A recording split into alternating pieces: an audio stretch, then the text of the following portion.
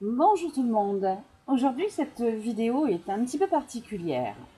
Alors voilà, je me présente à vous, tel un petit cochon rose, parce que en ce moment, j'ai envie de m'amuser. Et en fait, je voulais travailler. Mais une amie à moi m'a dit que, étymologiquement parlant, travailler, c'était torture. Et moi, j'ai pas envie de me torturer. Non, j'ai pas envie de me torturer. Après, il y a plein de pensées. J'ai tout plein de pensées. Par exemple, euh, on dit aux enfants, on dit aux adolescents, mais quand c'est que tu vas grandir, quand c'est que tu vas te comporter comme un grand, quand c'est que tu vas te comporter comme un adulte, patin, couffin. Et l'enfant et l'adulte grandissent, on ne sait pas trop comment. Moi, j'ai arrêté de grandir physiquement très tôt. Je suis restée toute petite. Et en fait, dans mon cœur, j'étais toujours une enfant. Mais les années passent et je grandis. En fait, je vieillis surtout. Et puis, ma vie se construit. Je construis une famille, j'ai des enfants. Enfin, tout plein de choses. Et on se cherche. À un moment donné, on ne se trouve plus. Et on cherche qui? On cherche notre enfant intérieur. Celui qui a été bousculé pour qu'on grandisse. Eh oui. Et on se cherche par tout plein de directions. Mais en fait, toutes ces directions-là, ce qu'on est, on l'a depuis toujours. On l'a depuis notre plus tendre enfance. On l'a en nous par notre vie, par les événements qui ont traversé notre vie. Que ce soit difficile, que ce soit amusant, que ce soit parce qu'on a voulu rendre service au voisin en allant lui acheter du pain. Ça fait ce que nous sommes, ça fait la personne que nous sommes. Ce qui fait ce que nous sommes aussi, ce qui fait ce que je suis moi aujourd'hui et le pourquoi de mon parcours, de mon chemin, une étincelle. Peut-être que c'est une illusion, peut-être que c'est une réalité, mais en attendant, cette étincelle, cette image, ce flash m'a fait voir que mon programme pour la rentrée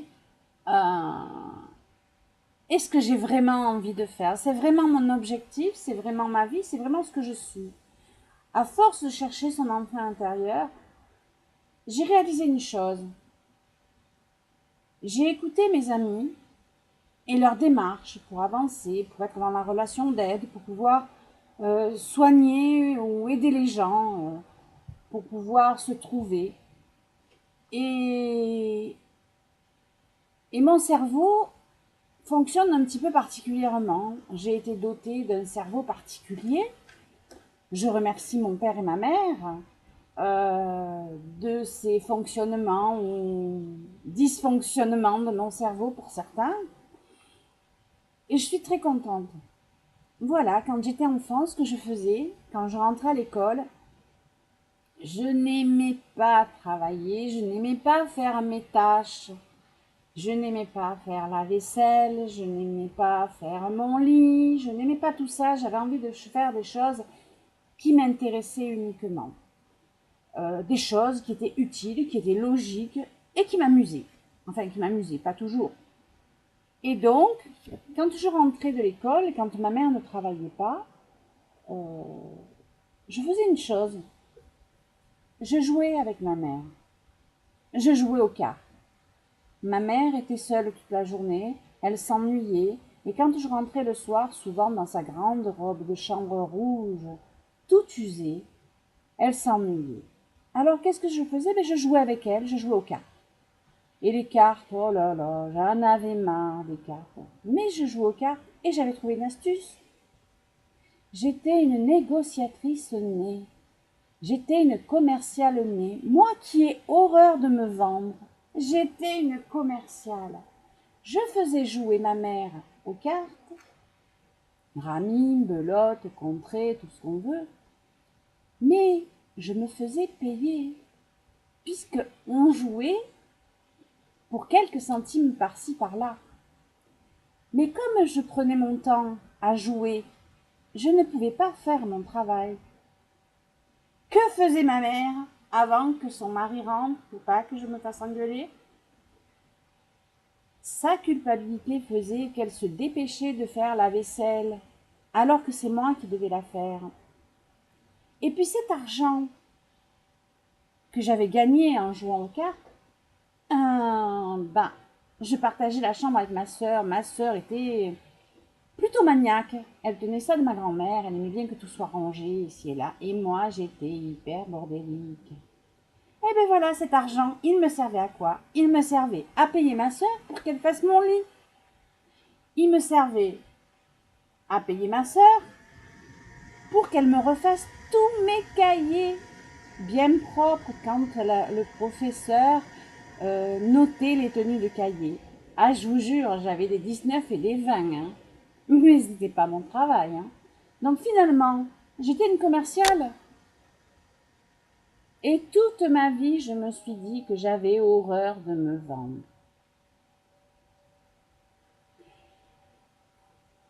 Alors finalement, ce jeu, ces amusements, ces cartes, toute ma vie, tout au long de ma vie, j'ai accumulé des paquets de cartes en développement personnel, j'ai accumulé des paquets de cartes de jeux divinatoires, parce que mon cheminement m'avait fait passer par là.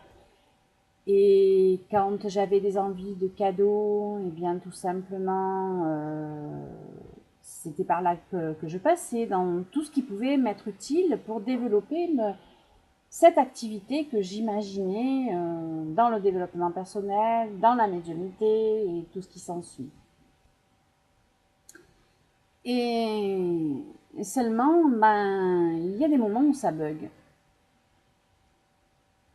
Et j'ai des copines qui font plein de formations aussi, tout comme j'ai pu faire, tout plein de formations pour aider Jacques, Pierre et Paul, alors qu'en réalité, tout est en nous. Mais on ne prend pas le temps de chercher ce qui est en nous, on va chercher ce qui est à l'extérieur. Il y a des tas et des tas de manières de trouver ce qui est en nous en passant par l'extérieur. Et moi, maintenant, j'ai envie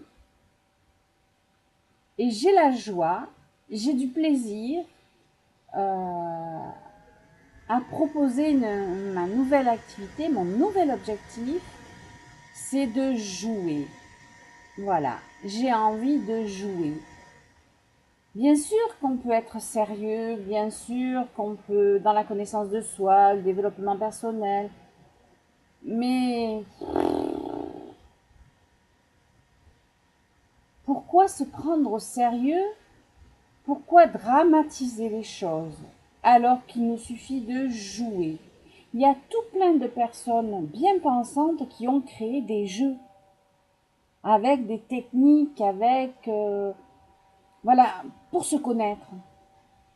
Certaines personnes les ont découvertes par canalisation, par channeling, certaines personnes par leur intuition, certaines personnes par leur façon de penser, parce qu'elles ont quand même étudié, elles ont quand même appris pendant des années, elles ont appris à penser. Il y a des personnes qui sont ingénieurs, il y a des personnes qui sont maîtres en PNL, ils ont appris à penser. C'est très utile d'apprendre à penser. Et si on jouait à penser différemment? Voilà, c'est ce que je vous propose maintenant. Jouez. Prenez n'importe quel support. Et jouez les chercheurs, jouez les explorateurs. Donnez de votre temps, de votre spontanéité, de votre richesse intérieure et tout ce que vous avez besoin pour être heureux pointera le bout de son nez.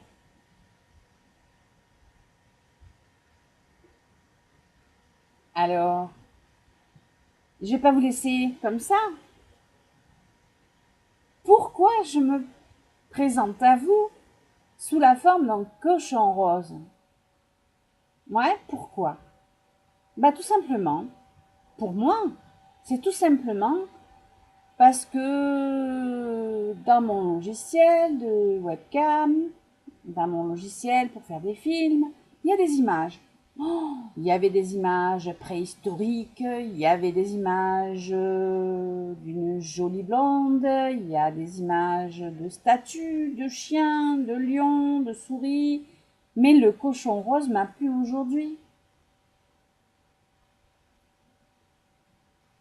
Alors, il y a des gens qui me disent toujours que je suis dans le mental. Peut-être, mais qu'est-ce qu'on s'en fout? J'ai envie d'être un cochon rose, je suis un cochon rose. Maintenant, si vous avez envie de chercher une explication autre que celle que je viens de vous donner, et peut-être qu'elle me servira, peut-être qu'elle m'apprendra quelque chose sur moi, cette piste-là, moi je vais aller chercher.